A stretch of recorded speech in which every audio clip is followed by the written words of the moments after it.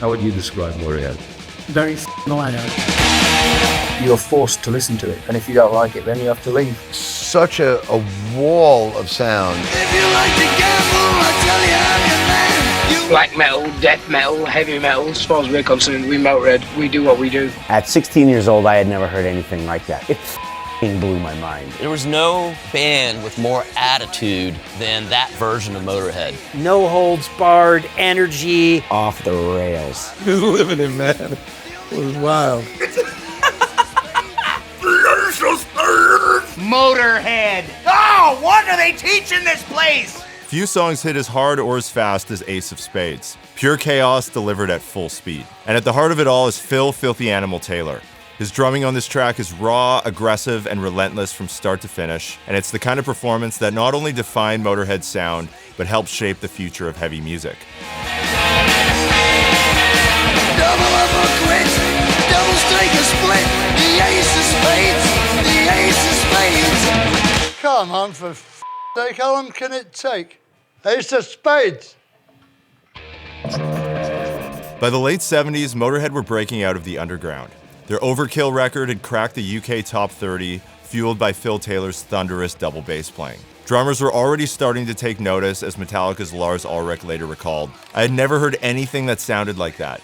It blew my head off. Anthrax guitarist Scott Ian shares a similar sentiment, saying, "The fast double kick drumming in Overkill was basically a template for us. And in those formative years, we lived and breathed Motörhead." I just got a brand new kit, which had 2 bass drums, of course. And so I was practicing on my dual bass drums, and Eddie and Lemmy happened to arrive, and they both said, "Oh, that's good," to each other. That momentum carried into Bomber, released later the same year, further building their reputation as the loudest and fastest band in British rock. But it was Ace of Spades that would transform them from an underground band into mainstream disruptors. I buy the record, I bring it home, I put it on my turntable with headphones. The first song on the album is Ace of Spades. Hearing that for the first time in my life, and it blew my mind. While Ace of Spades became the definitive Motörhead anthem, Phil Taylor didn't think much of it at the time.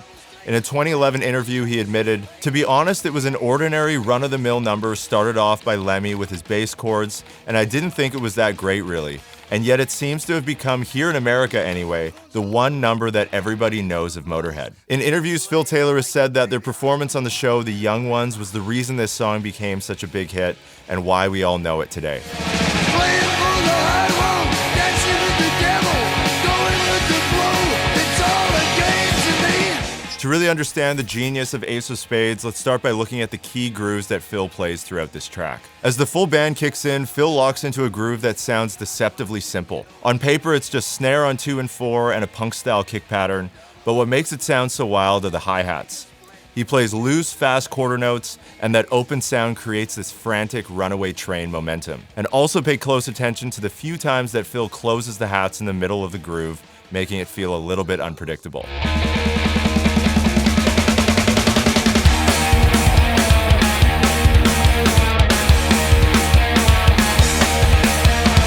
Once we get into the verse, Phil mainly plays the same groove we hear in the intro, except he adds 2 hits on the crash with the kick drum, and he leaves out the snare drum on beat 2 at the beginning of the first bar of each 2-bar phrase. If you like to gamble, I tell you I'm your man. You win some, lose some, it's all the same to me. In the Martin Popoff book, Beer Drinkers and Hellraisers, Eddie Clark is quoted saying, "He always had a slightly jazzier approach. Phil and I spent a lot of time writing tunes together, and his drumming just brought something. It filled in the holes where if you didn't have Phil, there would be a big hole there.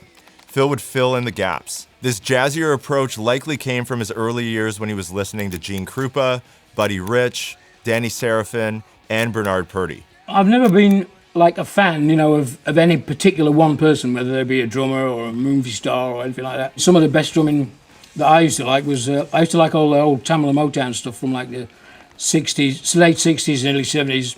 And there was a session drummer called Bernard Purdy, who I believe played on quite a lot of those sessions, and he was really great. He used to do all these that's where I picked up that hi-hat thing from. When we get to the middle section, we start to hear some auxiliary percussion.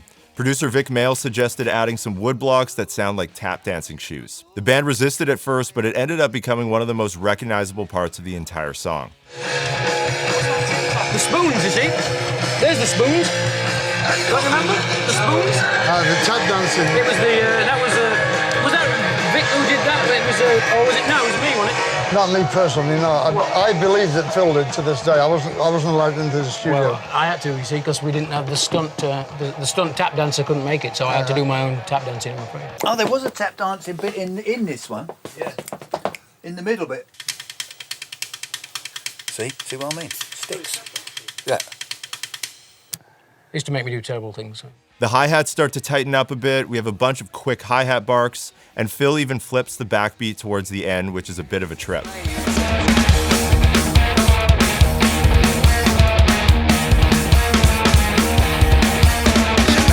This was the part of the song that actually gave me the most trouble while preparing for this video. The different hi-hat tensions, the flip backbeat, and the sheer speed of the song all make this part a challenge to play.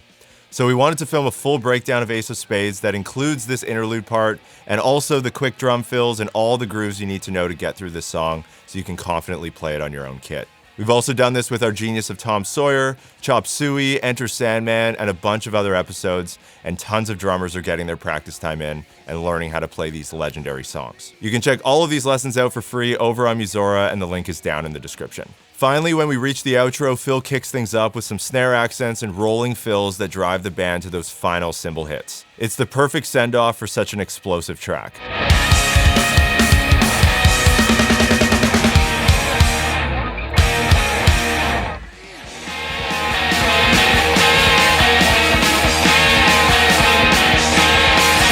Phil Taylor famously played a Camco double bass kit with Motörhead until 1982. It's the one you see in the music videos for Overkill, Bomber, and Ace of Spades, and probably the coolest part of that kit is the fact that he had shark teeth on his bass drums. He used two 24x14-inch kick drums, 14, 15, and 16-inch hanging toms, and an 18-inch floor tom.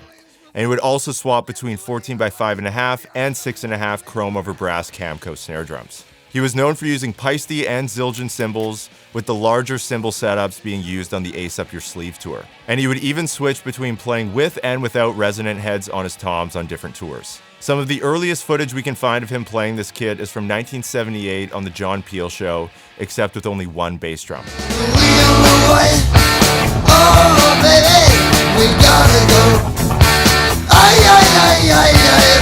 He added the second bass drum with the Shark bass drum heads not long after, and he used them until the Ace Up Your Sleeve tour, which started in October of 1980. Then he added the Spade logo heads to the kit to align with the album. For this video, we're using my Gretsch Broadcaster kit. We've got two 24-inch kick drums, 14, 15, and 16-inch hanging toms, and an 18-inch floor tom.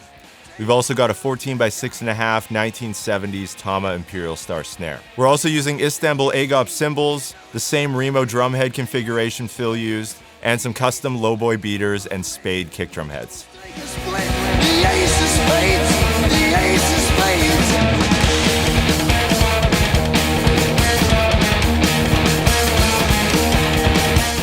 If the grooves are the backbone of this track, the fills are the bursts of chaos that keep the whole thing charging forward. And Phil Taylor had a bunch of them. The song starts with a long snare roll that lasts 4 full bars, and he crescendos gradually until he launches into that first groove. In the first verse, Phil plays a drum fill with 3 quick hi-hat barks and a double stroke on the snare. The next one is classic Phil Taylor, just 8th note triplets on the snare, and because the tempo of the song is so fast, this really just ramps up into the next section. When asked about his drum fills, Phil once said, "I enjoyed playing the drums and being in a 3-piece band. You have to work a bit harder than if you were in a 4 or 5-piece band because there's gaps, and if you're in Motörhead, you have to work even harder because there's no bass player.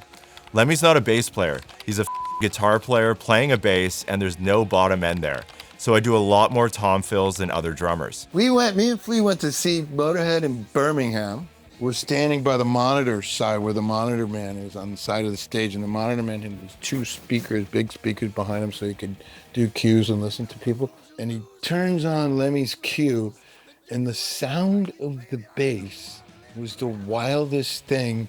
It sounded like an orchestra because he strums it. Very unique. Very, very unique. Motörhead was a very unique band. The next section is the interlude where the drums take a quick break, and enjoy it because you don't get a lot of these throughout the song. We've got some flams being played around the kit, from the snare up to the toms, and Phil also uses the left foot to keep time on the hi-hats. You know I'm going to lose. Gambling's for fools, but that's the way I like it, baby. I don't want to live forever. Phil carried this kind of approach throughout his entire career. Always busy, always filling space, and it inspired a whole generation of metal drummers. Lars even told Modern Drummer in 1987 that Phil was all over the place, doing a lot of quick fills and a lot of stuff that sounds to me these days like a sort of speeded up Ian Pace. I mean, at the time, we just thought of ourselves, we were just a rock band, and then when the term heavy rock came in, then we figured, well, we're a heavy rock band, you know. But we happened to play just that little bit faster than everybody else. Right before Eddie's solo, Phil plays the biggest drum fill of the entire song. It's a 2-bar 8th note triplet fill around the kit. It's clean, powerful, and the perfect launch pad into the solo section. When we get into the guitar solo, Phil moves over to the ride cymbal for the first time in the song, and he keeps throwing in these 3-beat fills played over the bar line. The first one is the same as others you've heard through the song already. The second one is just the kicks and crashes outlining the same rhythm. And the last one is the most difficult, where he starts adding in doubles on the kick drum with some extra crashes, and he even adds in 1 hit on the ride cymbal as well.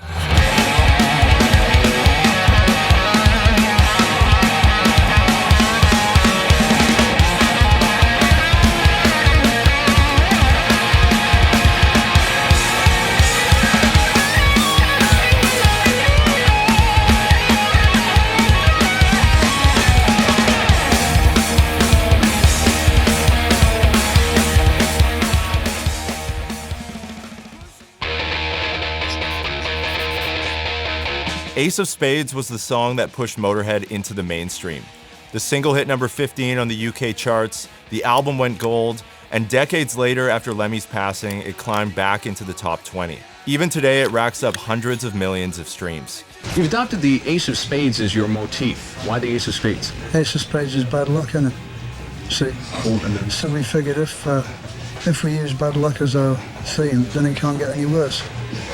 No. Because it was getting worse, so I figured, well, go to the bottom, you know. Use all the bad luck signs, born to lose, live to win, you know. For younger generations, this song showed up everywhere, from Tony Hawk's Pro Skater 3 to Superbad to Guitar Hero Metallica. The song's reach today is so wide it's been covered by everyone from the God of Thunder himself, Gene Simmons, to country pop star Carrie Underwood.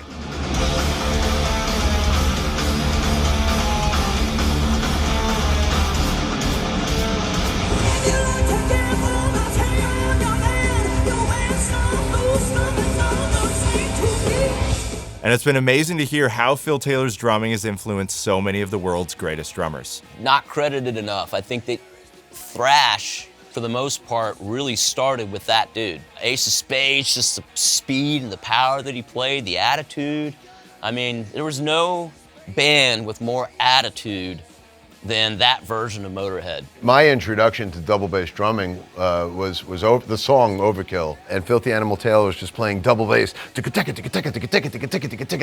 the entire song. I love the recklessness of his playing. There's a certain beauty. I've always been attracted to people like that play kind of recklessly, like the Keith Moons, and just they have this thing where, like, why not play a fill in the middle of the verse? Why not, there's no rules, and that's what rock and roll is all about. It's supposed to be just like breaking the rules and being intense in emotion and feeling. And Ace of Spades is one of those songs, man. When you hear that roll crescendos, and it just kicks in and it just starts ripping. I love it, man. What a feeling. I used to live in Hollywood in the hills in the early 90s, and there was this market at the bottom of the hill. I remember I pulled up, it was kind of in the morning, and there was this gold, kind of like rusted, up looking gold Cadillac convertible with like all these drums just kind of piled in there, like not put, it looked like somebody just threw the drum in there. And it was Philthy Phil came out, kind of scared me. I didn't even say anything to him. It was wild. I got into Motörhead with my friends, my 2 friends, my bandmates, and just the name, Philthy Animal Taylor. But I love this style. It was punk rock, heavy metal, and Probably one of the fastest double bass licks was Overkill when it came out. I would have to say, so damn good, man. And he looked badass as well. Classic for me. That song, Ace of Spades, it was always on at parties when I was younger, and it's such just like it's a mean, dirty, just song, man. It's you know, it just gets you pumped. I mean, it doesn't get more rock than that, really. You know, it's a perfect rock song, and he plays the perfect part. Pure Animal, just, you know, I love that kind of drumming. No holds barred, energy. How loose can the hi-hats possibly be? Motörhead, I mean, that's one of a kind. That's like, to me, when I hear it, it has a very punk attitude. Scrappy and raw, and he lived it. From what I could see in his car. He was living it, man. It was wild. Philthy Animal Taylor, he was just that. He was an animal. And I saw Motörhead back in the day when he was in the band, and it was, first of all, the loudest concert I've ever seen. But it was just such a wall of sound, and Phil Taylor's drumming on those early Motörhead albums were just incredible. And Ace of Spades is, you know, so iconic, so famous. You know, at that time there was big divisions between the punks and the metalheads and stuff like that, but Motörhead broke down all those barriers, and you know, all the kids just thought Motörhead were the coolest, you know? Lemmy often said he was tired of playing this song, but he knew fans expected it. He explained, "I don't mind that song. It's been really good to us. I just wish that people would realize we've gone past it now. If I go to see Little Richard, I want to see him play Good Golly Miss Molly, or I'll be pissed off. You can't not do your hits. People go nuts when we play them." Ace of Spades isn't just a metal classic, it's a genre-defining anthem. Philthy Animal Taylor's drumming pushed the song forward, punched through the mix, and brought raw, explosive energy. Even 45 years later, it still holds up. Now, before you go, make sure you leave a comment below and let me know one thing that you've learned from listening to Ace of Spades and Phil Taylor's drumming. And also stay tuned for the next episode in the Genius Of series, where we're diving into Stuart Copeland's drumming on Walking on the Moon by The Police, and what makes that song so important. Remember, we also have a full breakdown of Ace of Spades available on Musora, where you and I can practice all of these drum parts together, and lots of other songs as well. And with that, thank you so much for watching, and we'll see you in the next video. Cheers.